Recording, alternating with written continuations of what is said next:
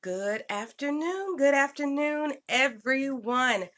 This is Dr. Renita, and I am so excited to be back with you this afternoon for Ladies Who Lead. For Ladies Who Lead, let me tell you, we have a good one for you today. Okay, so if any of you all have ever gone to school, raise your hand. Okay, so I know virtually, I see you raise your hand. I hope you can throw that little raised hand up in the comments. But if you've ever been to school, please raise your hand if you have ever gone to school. Now, when you were at school, if you ever saw the school principal, raise your hand. The school principal is a person who is out and about. It's always a unique position for somebody to hold, because the school principal, there are so many myths and misconceptions, beliefs and unbeliefs. I mean, it is all over the place. Thank you, Aaron Cooper. Thank you for raising your hand. But it is such a position that is so unique that people don't really get it. They don't understand what all goes into being a school principal.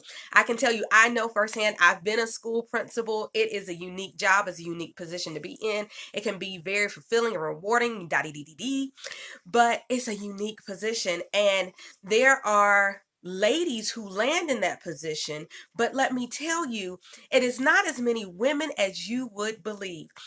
The principalship is still a very male dominated, white male dominated position. And so the ladies who lead in that position, particularly African American ladies who lead in that position, are a special bunch. It is a special club per se. And we have one of those ladies who lead in that way with us today. So I'm going to invite Neodria Brown to come room with us so that she can tell you how she is leading all the way live, being Neodria all day long. And let me tell you, she is one of my favorite people. Neodria, bring your camera down a little bit so we can see all of your face, your whole head. This is one of maintenance man. one of the most amazing women.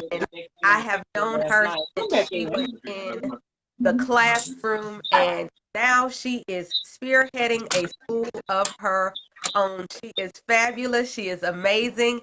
And ladies and gentlemen, I introduce to you Miss Neodria Brown. Hello, everybody. Hopefully you can Hello. see me and not hear my dog in the background. He's upset. Well, when he has visitors, sometimes that can be upsetting. Yes. Well, thank you so much for coming on this afternoon, this Friday afternoon, where you don't have to be in your office right now, do you? No, ma'am. No, ma'am. I am at home at my kitchen Yeah. table. You know what? That is one of the gifts of leadership. You get to a certain point and you can schedule your hours the way you would like to, at least on Yes, some days. ma'am. Someday. Some days. So, Neandria, if you will tell us about you, and I mean multifacets of you, it doesn't have to be you just as the principal, but tell us about you and what you do. Okay, well, I am Neodria Brown. I am 36 years old, which is important in terms of principalship. So that still makes me a very young principal. I've been a principal for the past 4 years. I was a high school assistant principal for 2.5 years. And then before that, I taught science in Durham Public Schools. I actually taught with Dr. Renita. So that is how we first met at Carrington Middle School. But outside of that, I am a proud big sister of a lot of siblings. Love my family, glad to be back in Charlotte. So my leadership journey has kind of taken me to some different places, but glad to be back at home, glad to be back at my home church, just doing what I love to do. And let me tell you, one of the most exciting things that has been to watch you do right now is join the church choir. I make it sound like a good thing, right?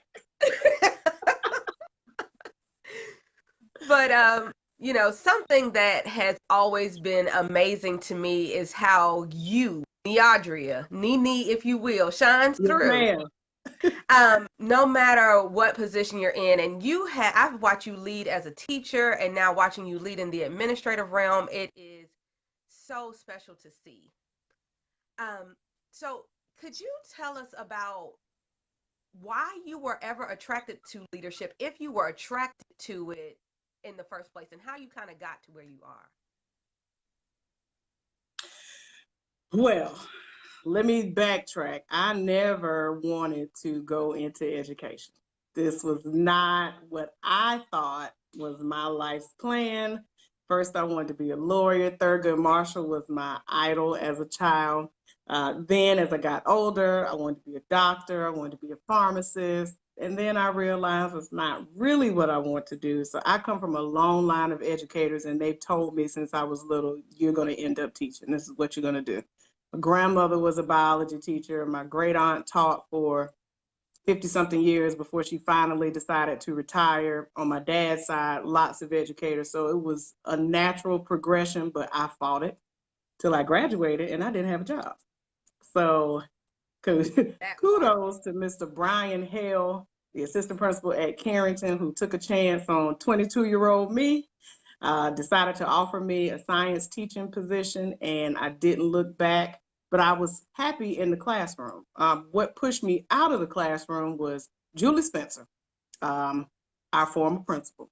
So she came to me out of the blue one day and said, "You know what? You should really think about being an administrator because you like to be in charge." Because you talked with me. I kind of just did, what I wanted to do. But I got the job done, but I did what I wanted to do. So she said, you need to consider stepping outside of the classroom. So I said, hey, I don't know. I don't want to go back to school. So I'll think about it. And she came back again and again until I finally enrolled, took my GRE, and decided, let me take a step out. But my transition into the principalship was not a voluntary transition. I was actually placed at a school when I was a high school assistant principal. There was a shift in leadership, if you will, mid-year at the middle school. And because I had middle school experience, I was presented with an opportunity to go across the street to the neighboring middle school and begin my leadership journey. So that is where it started. Wow. Wow. And you know what? I, like you, I never, ever, ever wanted to be an educator. It's the one thing I said I would not do after Yes, having a ma'am. family of educators. I was not going to be a teacher. I'm supposed to be on Broadway. I still do not know how I am not living in New York, but I do understand that God has a plan that is not ours. So, Yes, ma'am. Yes, ma'am. um, so I am here. But to hear, your constant pushback, to even people telling you flat out, Neodria, I know this could be for you. You do this anyway. So just it already was in you, yet you were fighting it. Do you find yourself, has there ever been anything else that you fought the way you fought this journey to be what you were going to become?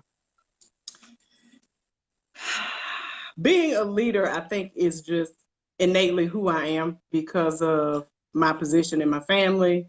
It started off as just me and my mom, and then our family grew to now I have four sisters, the youngest of which is 15. So I've always been in charge. I've always been the mom of my friends. I've always been a nurturer. So being a leader, I didn't see it as I always was. So I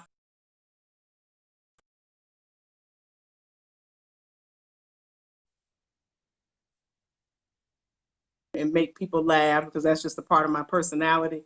I'm not a limelight person. So being a leader puts you out in the limelight. So I think I fought that more so than fighting the actual position, if that makes sense. Hmm. And, what we've spoken with a few ladies this week, and being out front is something that several of you have fought. As you know, I have no problem being out there. Back No, to you I do was not. I thought Not I at was all. going on Broadway. But you know what? Sometimes I think that, like you speak about your position in your family. I think about, my experiences having the opportunity to perform on stage. They set us up for what we were called to do in the first place. Absolutely. Yeah, so even Absolutely. though you may not have planned this, it's not something you've overly felt comfortable with as far as titlement goes. But a leader you have always been. You are the big sister to about 800 sisters. And and so I don't know how, being a leader could not be in you. I have always enjoyed performing on the stage. So, performing as the principal and being out there is not something that was foreign to me. It's not something that was foreign to you, but it's just, taking the title, taking the Yes. title. And so, speaking of that, so when we think about titles, um, what does the title principal mean to you, and how does it force you to be in a different way, or has it forced you to change in any way? It has forced me to change a lot. The title of principal, it just depends on where you are in your leadership journey, and it depends on what district you're in. But for me, principal means changer of the game. So my job is to make sure that every child that walks through my door receives a quality education, and not just an academic education. I've had the privilege to lead in two very challenging environments. Challenging socioeconomically, challenging with language barriers, just challenging all around, but that's my passion. So my passion is to make sure that children who typically would not receive, and I need to make sure that every adult that's in that building shares that same philosophy. So what has changed for me with leadership is leading with heart. If you know me, you know I have a strong and big passion for children. I love kids. That's what I do. You give me kids that you normally wouldn't want to give anybody else, and I'm going to make them shine, and we're going to do great things. Transferring that to adults is another battle. And being able to lead with love has been something that I've had to grow in because I am a doer. Um, and that's because I'm a Brown. We get the job done, we make it happen. And I expect other people to do that too. However, other people need different types of motivation. And so to be able to motivate, and like you said, sometimes you have to perform. And it's not about whether or not I like you, but it's all about love. And if I have a love for children, then I have to love you as a teacher. I have to love you as a counselor. I have to love you as a bus driver, a custodian, because you're going to do right by my children. And in order for you to do that, I have to do right by you. So there's a lot of growth internally, being able to put some of your personal beliefs and your personal feelings to the side, and being able to stand up and lead through some challenging some situations, some challenging people, some people that you're going to lead that they just don't want to do, and you got to be able to make them do it, or you got to go somewhere else.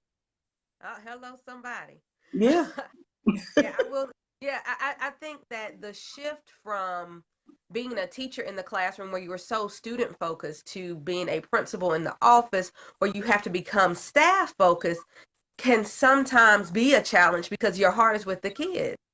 But like you said, if you are leading with love and at the end of the day, you are going to do what's best for kids, but by serving the staff that serves the kids, that's a mental shift that, sometimes when we're shifting from one place of leadership, because I definitely say the classroom, teachers are leaders. And I think Yes. that sometimes that gets ignored, because the principal is the leader. Well, baby, it starts before there.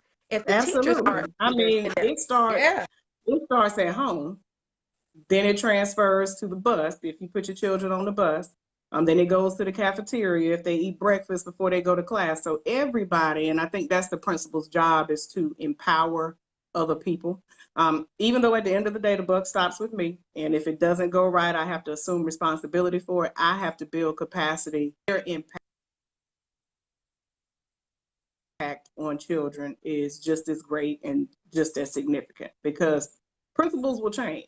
Um, that's going to happen. You may stay at a school for 4 or 5 years. You may stay at a school for 2 years. It just depends. Change is the impact that it's had on children with the adults that remain in the building. Hmm. And that's something that leaders in any capacity, whether you're a school Mm-hmm. principal, you're running a small business, you're an entrepreneur who's bringing on some teammates, that we understand that while there is a leader, the person who kind of runs the show, the CEO, the top dog, the principal, but everyone who is in that path is a leader in their own way. And Absolutely. if they don't know that, then they will not feel empowered, as you said, to do the job that they need to do so that they can keep everything going. Leadership is not only at the top, everybody is the top of something. Everybody's the top of something. And it takes me, one of the things that I don't have a problem sharing is I am a Christian. I love the Lord. And I think every leader needs to have a faith source.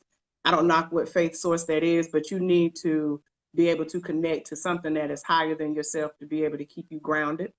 And a lot of things that I like to do, and my staff may know it, they may not know it, is I rely heavily on spiritual principles in order for me to lead, because it's not me, because you know me. Some of this stuff is not me. It is all the Lord. So one of the things that I really like to relate to is John 15, 1-8, where it talks about being a vine dresser and pruning.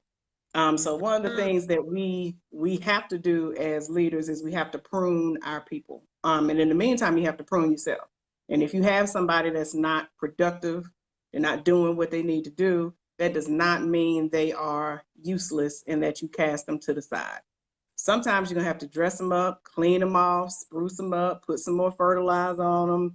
You're gonna have to make them pretty. You're gonna have to find those strengths. And it may mean that you help them find their strengths outside of the classroom or outside of the school, because that may not be the place for them.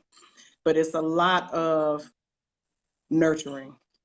Being a Mhm. principal is very nurturing. So there's a lot of politics. Of course, you're going to deal with a lot of district stuff, a lot of mandates, a lot of community engagement, but inside the building, it is a lot of nurturing and a lot of cultivating. Yes, indeed. I love that sometimes you have to prune your people, you have to dress them up, you have to redress them, you gotta moisten them up, you gotta put Yes, some ma'am. fine lotion on them. Sometimes you Yes, just gotta do ma'am. what you gotta do. And you know I keep some lotion. I don't like Yep. ash. I got to dress you up, baby.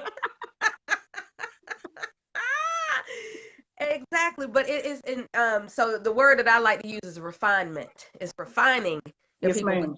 sometimes you've got to get that other mess off of them so that their most valuable self, so their most true self can shine through. So yes indeed. But let me talk to you about something. So Okay.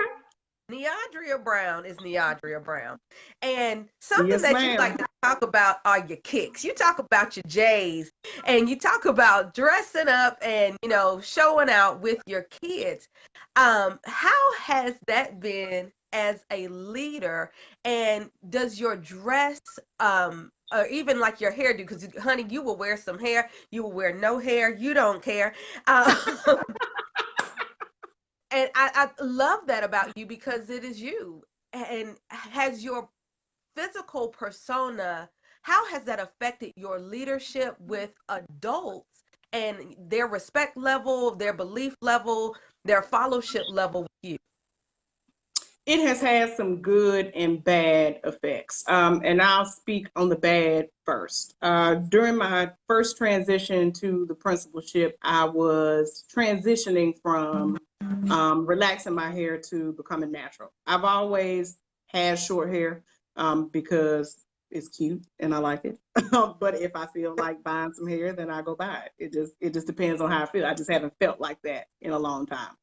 And I was told by another Black woman in leadership that I should grow my hair out because it will make me appear softer. Mm. And because of my stature and the way that I carry myself, I'm already intimidating. So you want to do something that's going to make you less intimidating. And so me transitioning, I'm thinking this is very helpful. Hadn't quite heard that before. So I said, she's been in my position, so I'm going to listen. which is something that I've also learned to do because, sometimes I don't listen well. And if you're not telling me what I think makes good sense, I'm just not going to listen. So I say, hey, this is a new change. Let me try it. And I was miserable. I was miserable. I had this little Florida Evans afro, and shout out to everybody who does it. If it works for you and it looks good, you moisturize it, I'm all for it. It just wasn't working for me. It wasn't working for me. I said, Neodria, this is not you. And you can't lead if you're not yourself. Yes, you have to act, you have to perform, you have to be uncomfortable, but I was physically uncomfortable. I'm wearing these suits, and I don't wear suits. I don't even like suits because I'm not a little woman, and I feel constricted, and I don't like it. I said I have to be myself, appropriately myself, but be yourself. So I cut my hair off, and they said, you mean when you cut your hair. I said, I'm not saying anything that I haven't said before. It's just you're looking at me and you get a different perception. And I had to be comfortable enough in myself to say, that is your issue. That's not mine. Mm-hmm. So what I look like, I'm going to smell good. I always smell good. That's number one. I'm always going to be clean. That's number two. That's all you need to worry about. I'm not coming in here. I'm not inappropriate, but I'm going to have a bald head. And if I feel like putting some designs in it, I'm going to put some designs in it because that's not going to stop me from doing what I need to do. So if you have an issue with that, you take it up with the God you serve. But as far as me and Jesus, we don't have an issue with what I look like and how I come to work. So it has had some negative effects, but it's also had some positive effects.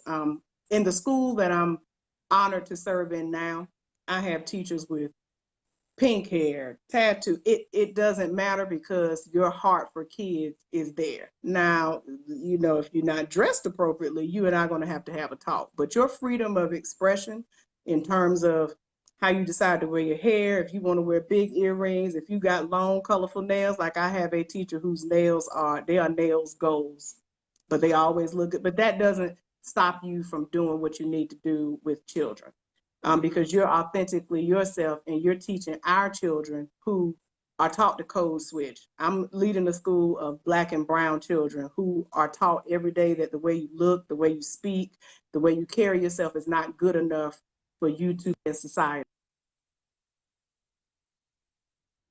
That's not what I don't want them to dim their light down. So if you Mm-hmm. want to come up to me and rap your ABCs in freestyle, I'm gonna stop what I'm doing and I'm gonna freestyle in the hallway with you because who you are is important to me. And I don't ever want any of my children to feel like who they are isn't good enough. So Mm-hmm. who I am is a principal who loves nice clothes. I will dress up, but I also love a good sweatsuit and some Jordan 12s or 13s. There are some 13s that come out next week. They are purple and white. Them to school when we have Fly Fridays. The kids love it. And because my teachers know that I'm being myself, a place in my career where I'm comfortable being myself. And because I'm comfortable, my teachers are comfortable, my staff is comfortable, and my kids. Wow, wow, wow.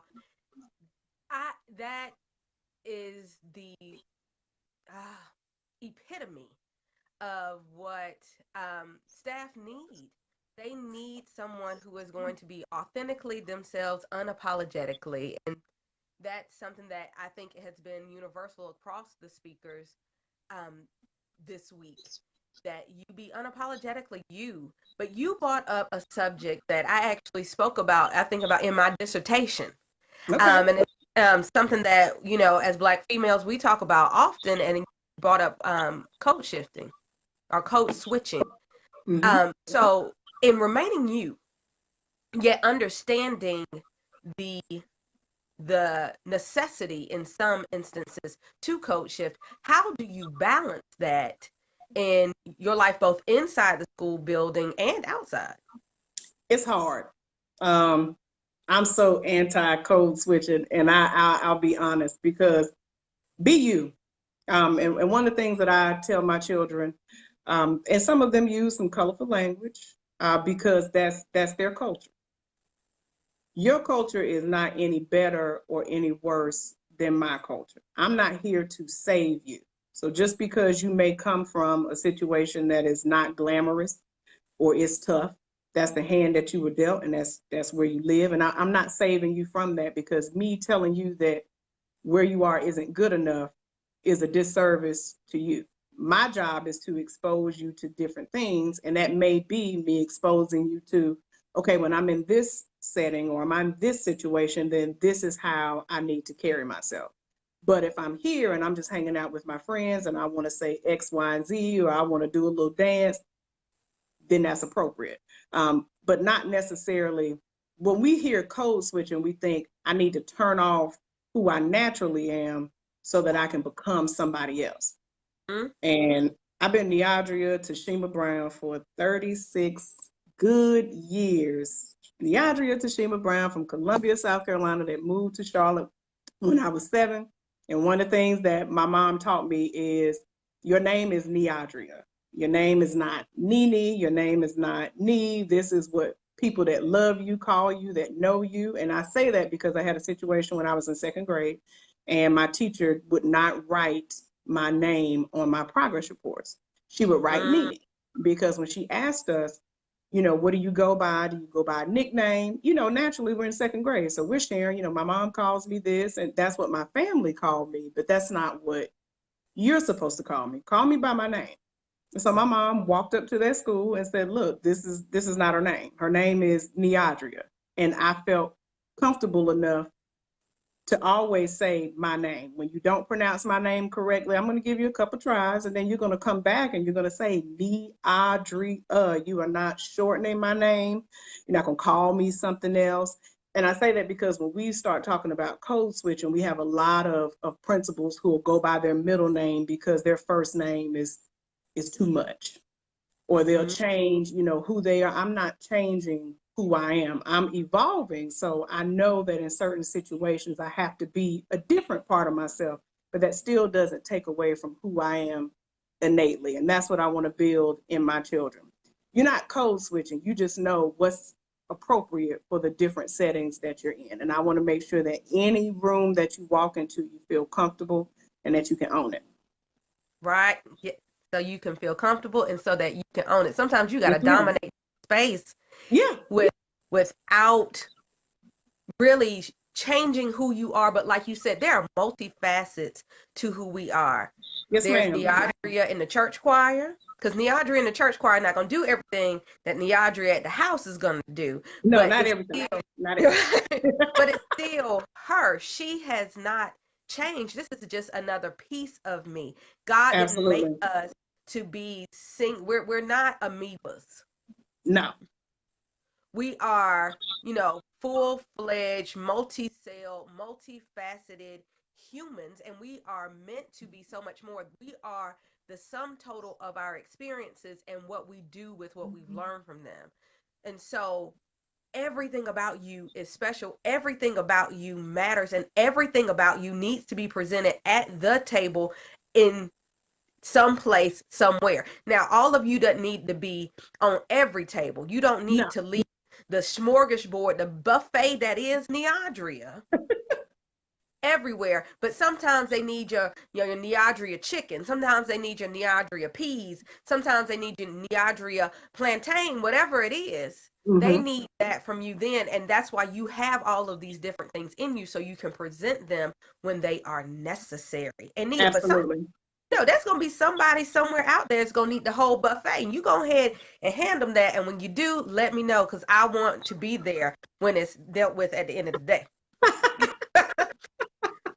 But understanding, the difference between code switching, like changing, oh, this is who I am here, and then I put on this whole different mask somewhere else, and I'm not even showing you who I am, versus code switching. I know when to present what piece of me where.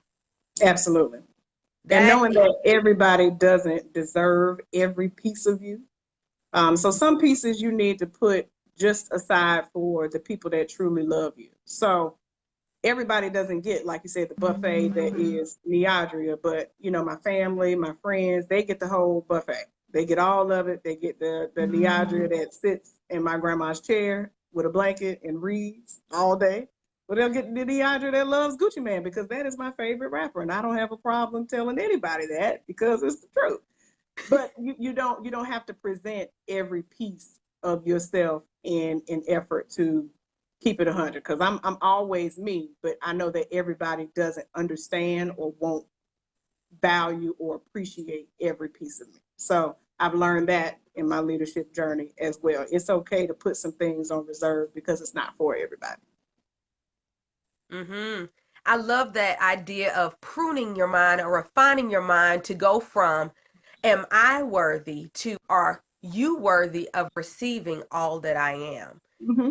There's some people who have not built that value or that worth with you. So it's not are you worthy? Am I worthy? No, the I'm question always is are worthy. you worthy? It's I am are it's are always you worthy. worthy? I'm always worthy. It doesn't matter if I'm out and if I'm at school and I'm it's 9 West pump. So if I'm in a sweatsuit and some Air Maxes, I'm always worthy of your respect because I'm always going to give you respect, and I'm always worthy of being able to be who I truly am. But that doesn't mean, like you said, that I have to give you every piece of me at that particular moment. So being a leader is knowing how to differentiate. So we're big on telling teachers, oh, you need to differentiate, but we don't ever explain what that really means.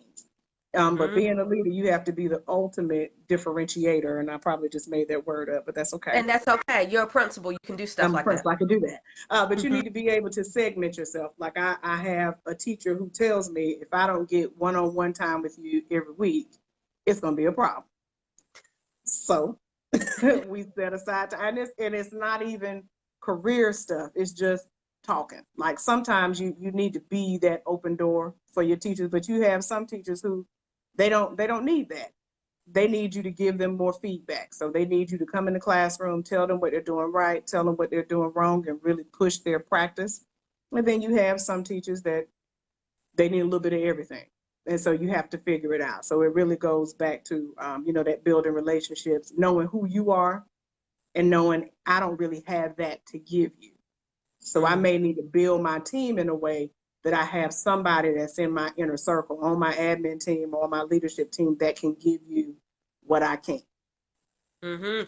We've talked, I love that all these conversations are starting to connect because some other speaker talked about compensation, understanding that you cannot carry everything. You are not all things for all people. And so that you need to build No. your team in a way that can compensate for what you cannot give. That is so good. So good. All right, Neandra, we are rolling at the end of our time, but I All have a right. question I have asked everybody, and I'm going to ask you too. Okay. If Lita Neodria, who is now has found new pieces of herself, is presenting herself in multifaceted ways, yet still being Neodria at the end of the day, could talk to Neodria 10 years ago. 10 years ago, what would you tell her about? Give her some tidbits that she would need, some value, some golden nuggets so her journey could maybe be easier or that she would feel more encouraged or empowered to walk the journey that would be before her. Before I tell her to turn that music down when she comes into the school parking lot because her music was loud, tell her to be confident in who she is. Knowing that she is fearfully and wonderfully made, and it is okay to be different. I've always kind of marched to the beat of my own drum, but at 26, I was still trying to figure out what that beat was. And why don't I teach lessons like the other teachers? And why am I not freaking out? Like, I mean, I would tell her it's okay. It is okay to be who you are. It's okay to be uncomfortable. Because as a leader, sometimes we don't like to be uncomfortable. We like to know, and we like to be the knower of all things. And it's okay to not know. It's okay to say, I don't know. And that was something that I had to learn along the way. It's okay to learn more. You don't know everything. You can be an expert at a lot of stuff, but you're not an expert in everything. And the biggest piece is even if you don't trust a lot of people, that doesn't mean that they don't have gifts. So you can trust their gifts. You don't necessarily have to trust them. And I think that would have saved me a lot of kind of trying to find my way around different situations. Trust the gift. God's never going to put you in a situation where you're going to fail. You're going to learn.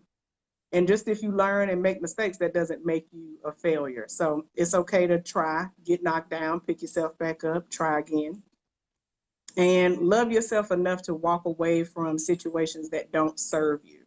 Whether it's a job, whether it's a relationship, a friendship, it's okay to travel alone sometimes. You know that at the end of the day, if nobody else has your back outside of God, you know, Gene Worthy and Shirley Brown. Shout out to my grandma. Hey, grandma. Jean Worthy, my mom, and Shirley Brown, my grandma, always have my back. So if I don't have anybody else, I know I have those two. And sometimes that's all you need. You don't need a lot. You don't need a big circle. You need to be able to do some things on your own, and you need to trust the process. And sometimes the process hurts, but you can't circumvent it. You can't go around it. Shortcuts, you'll be right back at square one. So that's what I tell Neodria from 10 years ago. That is amazing. And yes, shout out to Mama Jean Worthy, Grandma Shirley Yes, Brown. I definitely have seen both of them on here today. yes, I see them yes. loving on their baby. So, Neodri, I want to say thank you so much for being you and sharing you with everyone today. You're And, welcome. Thank you for you having know, me. yes, I never doubted from the moment you said yes that we were going to have a ball on here today. Yes. And I appreciate you for allowing me to continue to travel with you on this journey as we both walk Likewise. Yes. um, from Carrington, and for me even before then. But together we started that journey at Carrington, and we have managed to stay in each other's lives through Yes. everything. And so I appreciate you so much. You have walked a journey, honey. And you have found your pathways to leadership, and you're still leading like you. You are still leading like you, and I appreciate you so much. It's so great to have you in my village and in my circle. Likewise. You know, you're my shero girl. I've been following you. I said, my girl is really doing it. So I am appreciative. I brag about you all the time. So I'm just glad to see you being, because this is you. Like, this is authentic Dr. Renita. So I'm glad and I'm proud of you. I'm like, she is really doing what God has called her to do, because you've always been multifaceted. So when I see all those commas behind your name, I'm like, every You are so silly. Well, everyone, thank you all for checking out this broadcast with me and with Neodria Brown. And I am going to encourage all of you to lead like you. I have a wonderful offering available for you. If you go to thepathways2leadership.com, you can get your copy of Lead Like You. It's a workbook that will take you through steps and a journey to remind you of not only who you are, but also what you can do and how you can lead like you. But to you all today for being on this broadcast. You are the first to receive this information.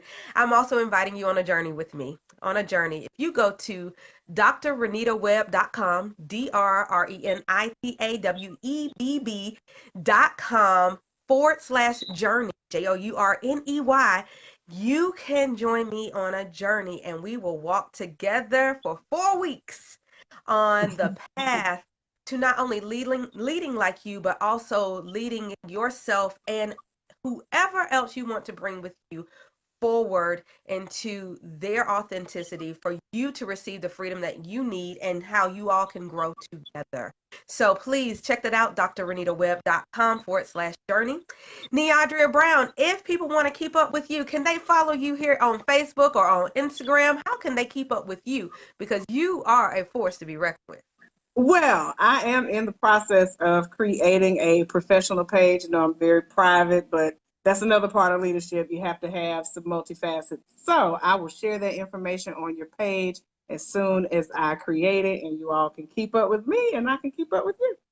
Yes, because as you all can see, Neodria Brown is going to be Neodria Brown. So But she also has so many golden nuggets. If you haven't picked them up today, if you joined us late, catch it up on the replay. Put hashtag replay in those comments and catch what you missed, because this definitely was a special, special, special sharing. And Neodria, once again, thank you for sharing your heart with us today. Thank you. Thank you for having me. You are so welcome.